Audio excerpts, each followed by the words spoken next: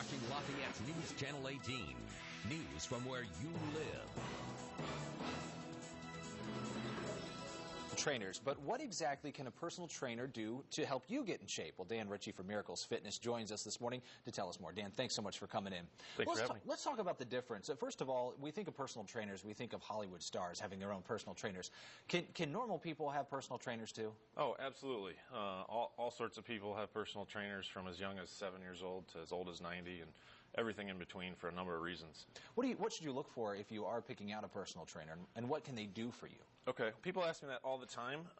Typically what I try to tell them is there's a big difference between a degreed personal trainer, that's why I brought all these books in here today, someone with a degree in health and fitness, exercise science, versus someone that's taken a certification.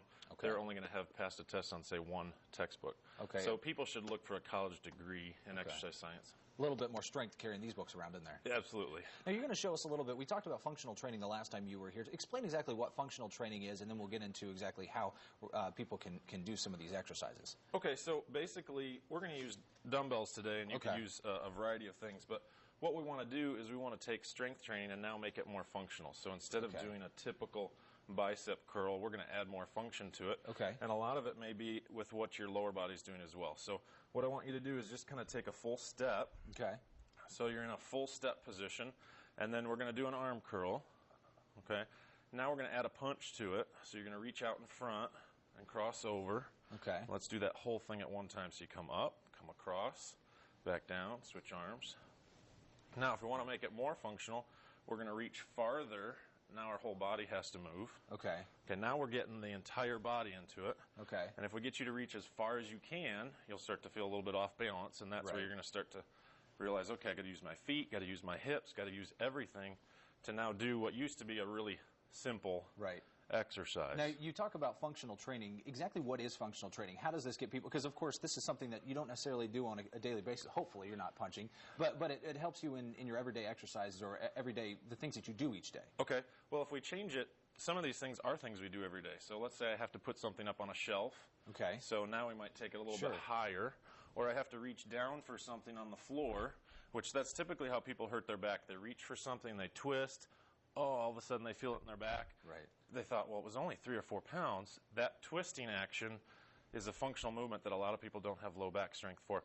So we're trying to mimic, what sort of activities of life do we do, whether it's reaching, twisting, stooping, lifting, and trying to match that. So people have the strength now in their lower back, in their hips, in their arms, all those areas. Okay, just a quick question. We talked about some of the experience and the training that in what to look for. How can people be sure that they're getting what they need to be getting in a personal trainer? Well, the biggest thing I always tell people to ask for is education. So does the person have a college degree? A certification, it's almost impossible for the public to gauge, is that a worthy certification? There are over 50 certifications out there. We could get you certified over a weekend.